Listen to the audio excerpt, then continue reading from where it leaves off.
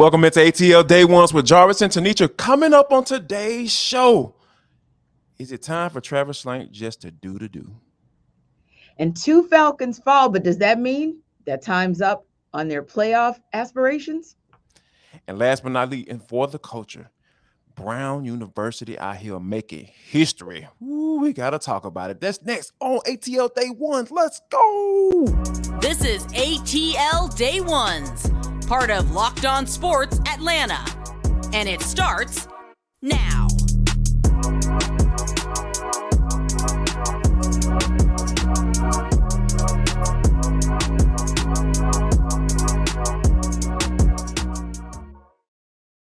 Welcome into ATL Day Ones with Jarvis and Tenitra. Wanted to say thank you for making ATL Day Ones your first listener today. And remember, we're free and available wherever you download your podcast. Make sure you leave us a 5-star review. We really appreciate that from you in advance. Today's episode of ATL Day Ones is brought to you by Bet Online T. The Hawks take the L on the road against the Cleveland Cavaliers, T. And all I got to say is the thing that just really stood out to me last night, Donovan Mitchell, Darius Garland, 39 points in the first half. That pretty much sums it up, right? Yeah. And the good of it is that it was 39 points in the first half, and that actually speaks to what the Hawks were able to do in that third quarter, because that means that they held them essentially to 16 points for the second half, but most of that was in the third quarter. But when that backcourt needed to hit clutch shots, particularly from the perimeter, they did it. And so that backcourt outperformed the Hawks' backcourt. But part of the outperforming of the backcourt is not having everybody do their part with the front court. Yeah. So I don't want to lay it all at the feet of DJ and Trae, because certainly it shouldn't have been. Don't even want to lay it at the feet of AJ Griffin, because I thought he had a solid game in his first start with DeAndre Hunter out. Yeah. So that leaves 2 other people at which to lay the blame. And what I have an issue with, Jarvis, is the consistent inconsistency. I just cannot for the life of me figure out why it's up, down, back, forth, here, there, or what have you. And granted, didn't get a lot of points from Clint Capela last night, but you got what else you needed. You got the rebounds. You got the double-digit rebounds. Maybe not his typical clip of 16, 17 or whatever, but it was 12. But here's the question. If then your 5 doesn't get his typical clip, where's the help there? So that's my question. And that's what I walked away with the head scratcher last night of 2 things. Number 1, literally, you need consistent help on the wing, especially if you can play positionless basketball, which actually was why you were so effective Saturday night against your nemesis, your kryptonite, the Raptors. Right. But then you got to hit the boards as well, especially getting second chance opportunities when you go cold like you did in the fourth quarter. You cannot afford to have limited ball movement and then one pass and then try to hit a basket and everybody else runs in the other direction or just stands around saying, I'm just not gonna, he missed. Okay.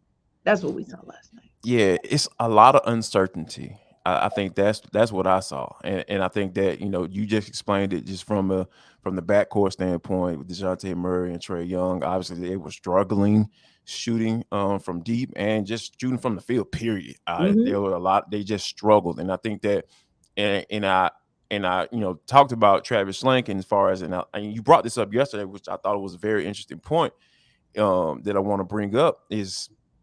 Talk about how John Collins has dealt with all these trade rumors, right?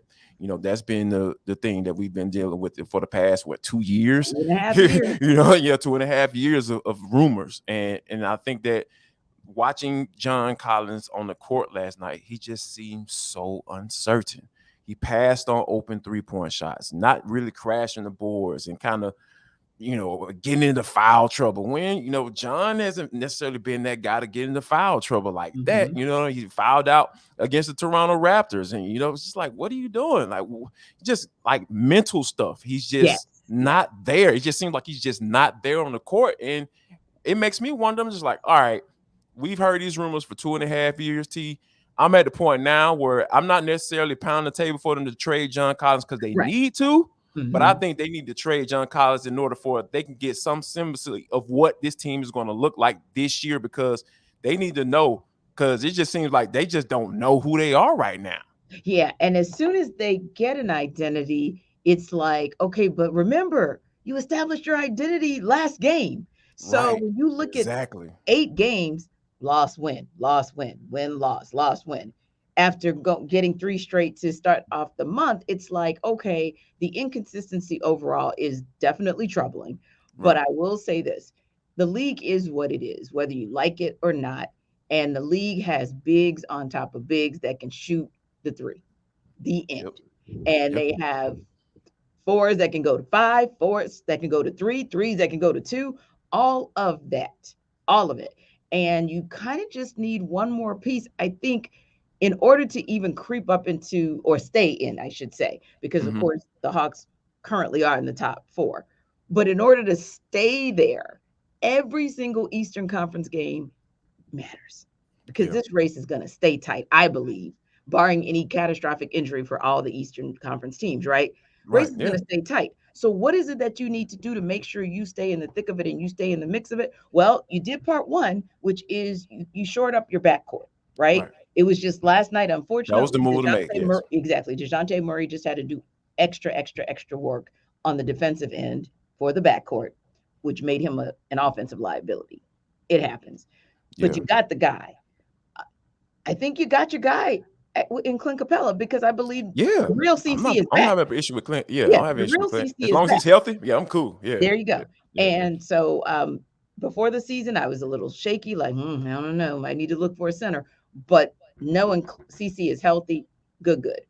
The 3 spot, I think they're good there too. And I think that's whether it's DeAndre Hunter or if they plug in anybody, because you can plug in AJ at the 3 and bump DeAndre down to the 4. You saw that work. You can you can switch that up, and you just called it. Where's that versatility, right? Because if DeAndre's down, and that's a good point as well. If DeAndre's down, then where do we go? We go to AJ. If JC is down, you can go to definitely Onyeka, and Onyeka is stepping up his game as well.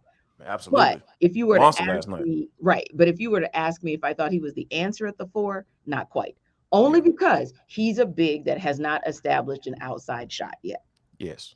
If that was in his repertoire, good coming off the bench. He's excellent coming off the bench. Yes. But if he had that in his repertoire, Jarvis, we wouldn't be having this conversation. But he doesn't quite yet, so that's why we're having this conversation. Indeed. So I think that those are the things that you just laid out. I think that Landry Fields and Travis are going to start having those conversations. Like, we've seen these reports. I don't think these reports are just BS, right? Not for my reason why this, there is a reason why this stuff got out here, because of what we've seen, the inconsistency that we've seen from John. He's got off to a good start by being a defender and blocking shots and guarding different positions, but I'm just like, it'll just magically disappear on certain nights, and that's what happened last night. I'm just like, dude, you don't. I think at the end of the day, T, and it just came to me.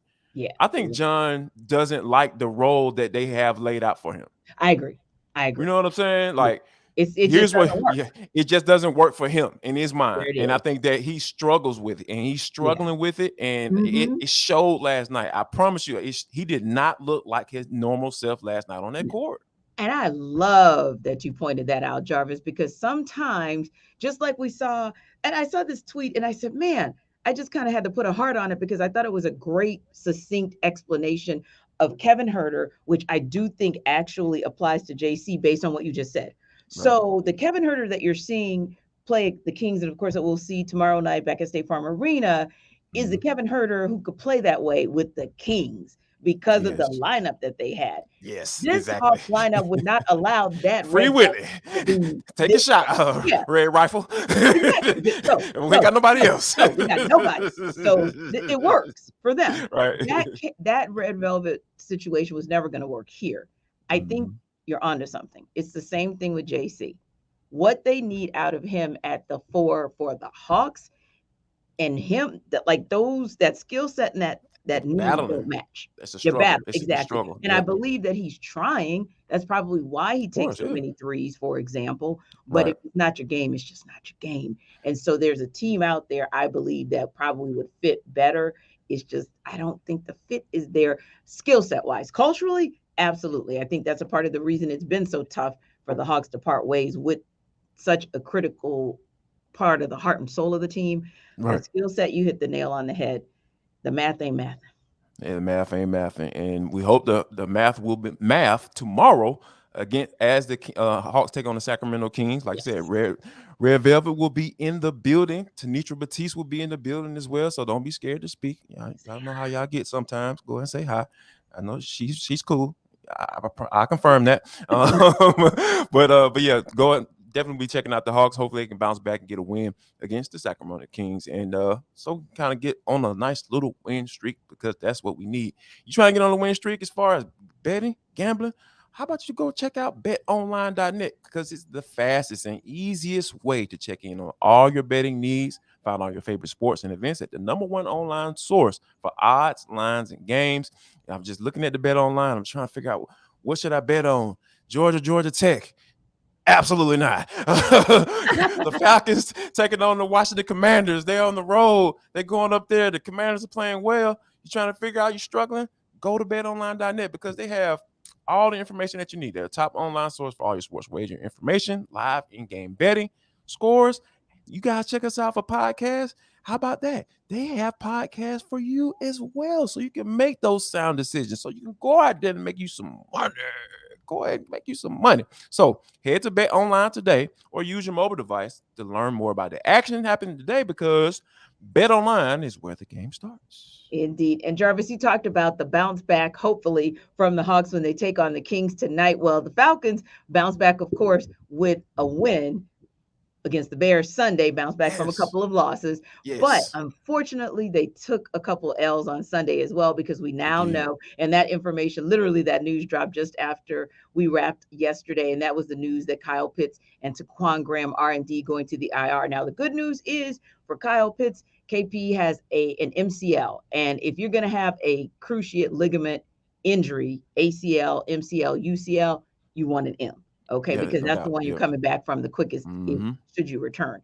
Taquan Graham, we haven't heard as much about TQ and that knee injury, so it kind of doesn't bode well in terms of whether or not we'll see him back. But that said, if KP comes back when he can, if TQ comes back when he can, that might be around week 15. Yeah. So my question is this: in that interim time frame, who's the bigger loss? Is it KP and what he means to the offense, or TQ and what he means to the defense? Wow, it has to be Taquan Graham. I know people are gonna look at me crazy but I agree with you. As a former defensive lineman, I hate saying that sometimes, but it is what it is. As a former defensive lineman, when you're talking about guys like Jalen Dalton getting more snaps, man, that's not good. I'm sorry, because Taquan Graham has put in the work in the offseason. Grady Jarrett was championing him coming into the season. Indeed. And I was like, okay, you kind of pumping up your teammate, or is this real?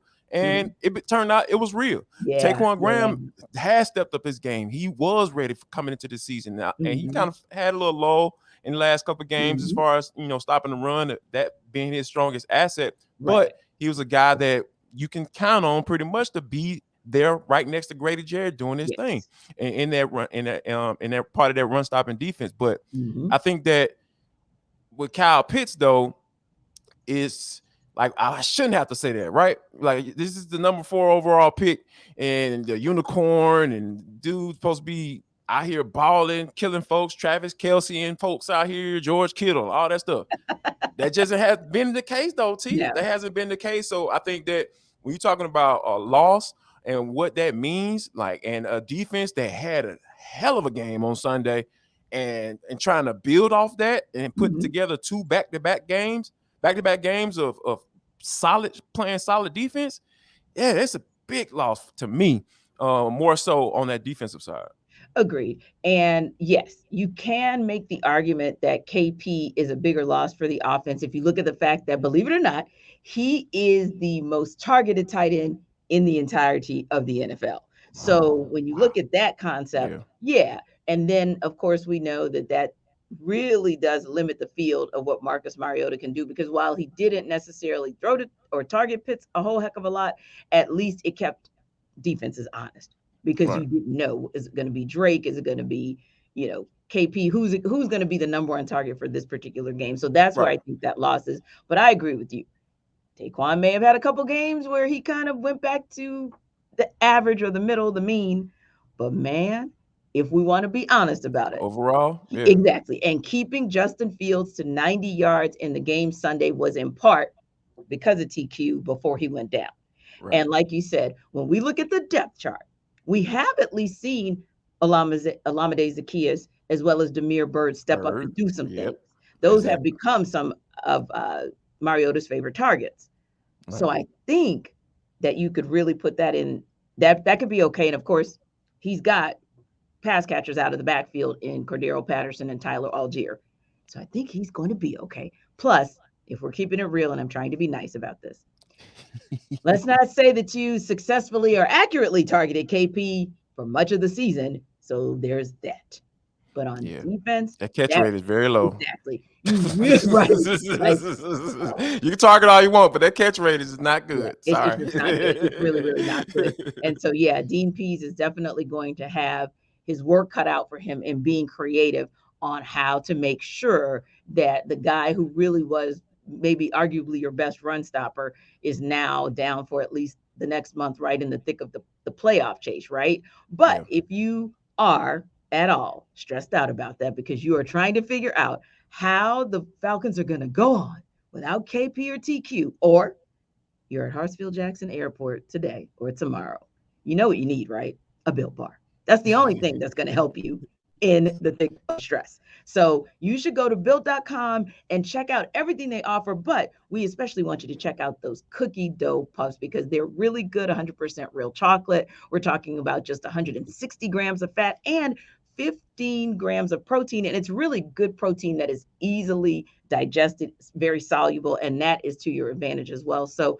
again, you don't have to be stressed out alone. And Thursday, if Uncle Ray or Auntie Beverly, Pookie, if they don't get the food right, you might want to bring a Built.com bar with you. And hey, you can get 15% off your first order by using the Locked On code. Again, use Locked On when you go to Built.com to get 15% off of that first order. Now, Monday, we talked about the MVPs of the game, right? And we actually just mentioned a couple of them in, like, you could throw Grady Jarrett in that conversation. We said, hey, Lo Carter showed up. So we gave out the flowers to our guys. And of course, Jalen Hawkins. Right. We gave out the flowers on offense as well and said, woohoo, CP. You might have only had 52 yards, but it was a bruising 52 yards. You also get the MVP on special teams. But you got some honorable mentions in there quickly that we want to mention as well, because without those key pieces at key moments, the Falcons wouldn't have won that game. So for you, Jarvis, offense, defense, special teams, who are your honorable mentions? I'm going to have to start off with Honor Educated because he's the guy that I feel like I've been pounding the table. Chuckery's been pounding the table for him to get more snaps. And I think that he's taking advantage of all of the snaps that he's been getting by, specifically on pass rush downs, on passing downs. Pease has been making sure that he's in there. So I think he's been taking advantage of him. Got to give him some credit because he's been a guy that's been slowly developing throughout the season. Not necessarily, whoa, man, they got this dude in the second round. Right. But, you're like, yeah, they got this dude in the second round. Yeah. You can see it. You can see, okay, all right, I get it. I understand. So I think Honor Educated is the guy. You got to give him some credit to, what he brings to the table. And also, Tyler Algier. I think he's like fourth all time in Falcons history as far as rushing yards. He has like 498 yards. So I think he's fourth right now. So if he can string together a couple of good performances, this dude might be one of the top rushers in Falcons history. So I think that's something that we need to pay attention to. So yeah, kudos to Tyler Algier.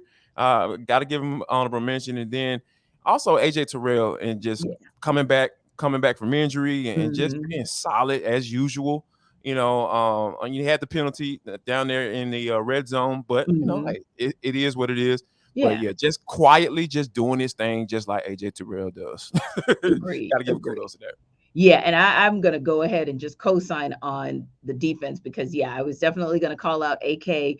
Definitely good to have AJ Terrell back, especially because it fit Dean Peace's game plan to a T. I'm just going to take away all of your deep options, Justin Fields, and let's see what you can do. Oh, you can't do anything. Anything, So, yes. yeah, mission accomplished. Thank you, AJ Terrell and company for that. So I agree with you. And on the offensive side, yes, Tyler Algier, but I'm going to give my honorable mention to the O-line because we've been asking them to bounce back and be the O-line that they had been earlier in the season. 0 sacks Sunday, so they kept that pocket clean for Marcus Mariota. So definitely want to give them kudos. And actually, when you think about Tyler Algier, and really, I'm going to give it running back by committee because CP only had 52 yards, but I felt like just opening those holes.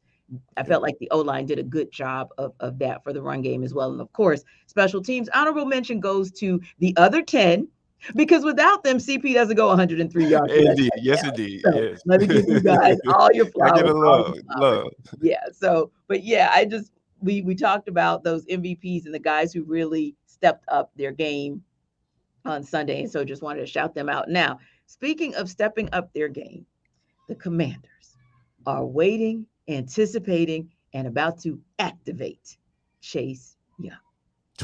What in the Sam heck is going to go on Sunday?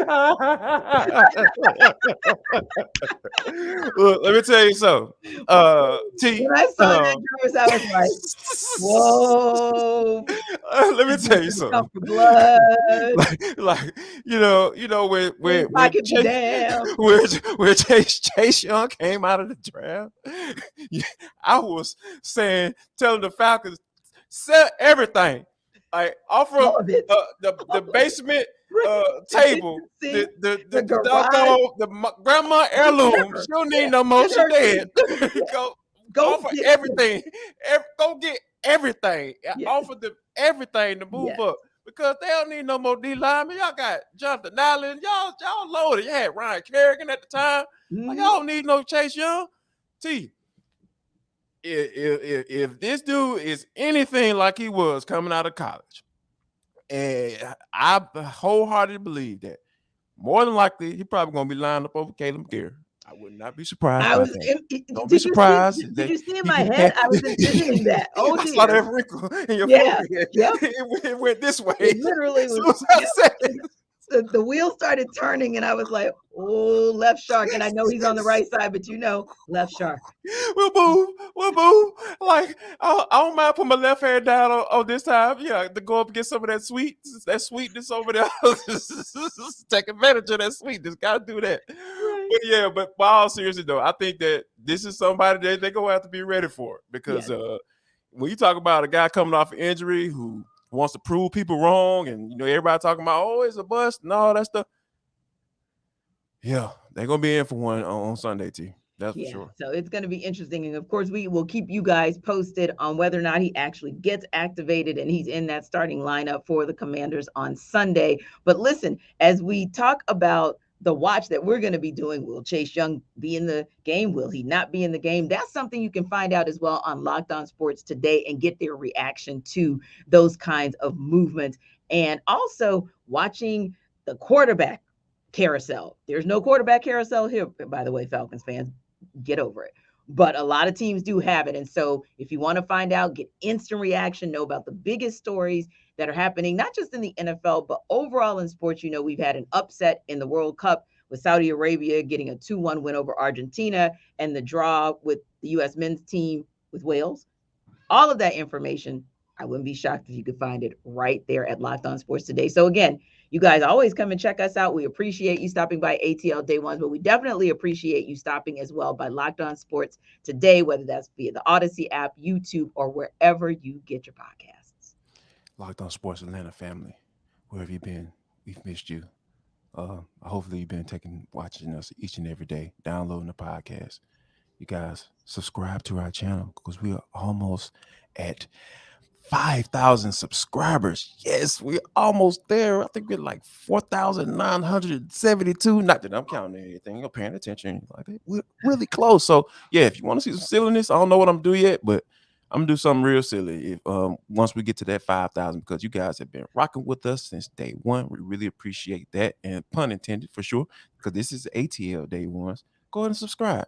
We really appreciate that from you in advance. But T, this is for the culture. It is the intersection between sports, entertainment, and the culture. Sometimes whatever the hell we want to talk about, because that's how we get down on the show. Today is no different. How about this, T? Olivia Pichardo is going to be the first female Division One baseball player for Brown University. She was a pitcher and outfielder for the U.S. baseball women's national team this past summer, and she got a walk-on tryout. And funny, the coach name is Grant Achilles. All right, I don't know if I want to play for a coach like with the last name Achilles, Right. you know. But he said that he was impressed by Pichardo's athleticism and said probably she had the most complete walk-on tryout that he's ever seen since he's been head coach. He's been at Brown for like 9 years. Yeah, and that's amazing. And listen, we all know that when we do something and we play in a different space, no pun intended, you have to step up your game. You're going to have to be twice as good as the people who have who are the typical or the prototypes in that game. So she knew going into baseball and going into that tryout, she was going to have to be twice as good as those guys to get that coach to actually strongly and legitimately consider her. And I'm so glad that he made the statement that he did to say, hey, she brought more than her A game, and I could not turn away from that. And so, yeah, shout out to the coach, Coach Achilles, for saying, hey, I see a D1 baseball player in this young lady, so I'm going to bring her on board. And hey,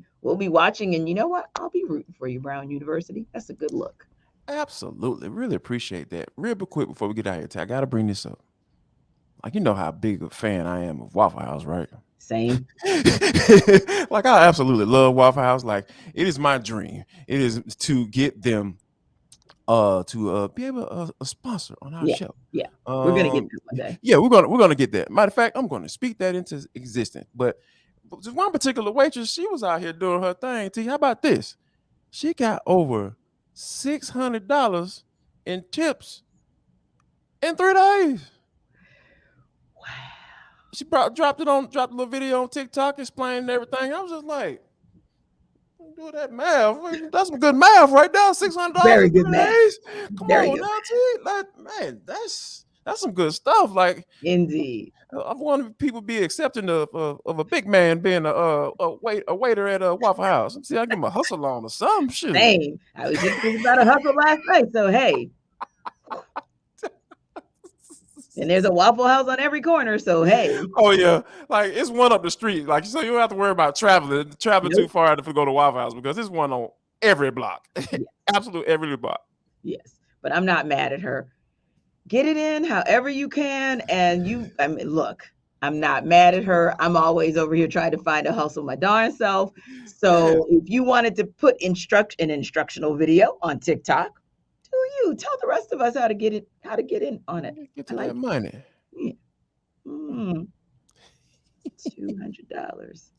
as we sit here rocking back and forth. $200 a day. Bad cash money. Cash money. Absolutely. You don't get taxed on that, right? The tips. Well, you know, I think there is something. Yeah, she did. She did post a video like, "Hey guys, I still have to pay my taxes." Okay, you know, so this you type do of get situation. But yeah, you can always work that out. We're talking about $450, $500 that she make still below minimum wage. You know what I'm saying? Yeah. For hourly. So yeah. Exactly. Yeah, she's ready for Black Friday. She's ready. Yeah, absolutely. She is ready.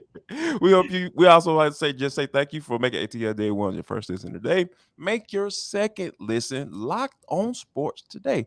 They got some good stuff. They got all the national news, and guess what? They take all the hot takes from Locked On Network and they pick out the best one and they put it on their show. So guess what? You might see our faces, our mugs on Locked On Sports today at some point. Matter of fact, I already made one appearance there. So yeah, go check that out. And you got everything right there for you. You can check it wherever you download your podcast, and wherever you download your podcast for us. Make sure you download Locked On Sports today. Yes, do that. And make sure you come back tomorrow, because we are going to preview the return of Red Velvet, the return of Kayvon, and we're going to talk about how exactly you guys traded me the keys to the game. of how they make sure it's not a revenge game for one Kevin Huerter. And of course, we're also going to talk about any and everything else that comes out of the landscape. Hopefully, out of the landscape of sports up in Flowery Branch, we'll get you guys more information on where Taquan Graham actually is with that injury, and also get you guys up to speed as the Falcons start installing the game plan to take on the Commanders. And guess what? We've been teasing this since yesterday. Tomorrow, Jarvis and I have a little treat for you and for the culture, where we're going to tell you who we might want at the dinner table and what we might want served. So if there's anybody that you guys want from this sports landscape on the dinner table, put it in the comments and we'll definitely share it. And also let us know what your favorite dish is that you cannot live without at the Thanksgiving table. So guys, have a great rest of your day and we'll see you tomorrow. I'll come back now, you hear?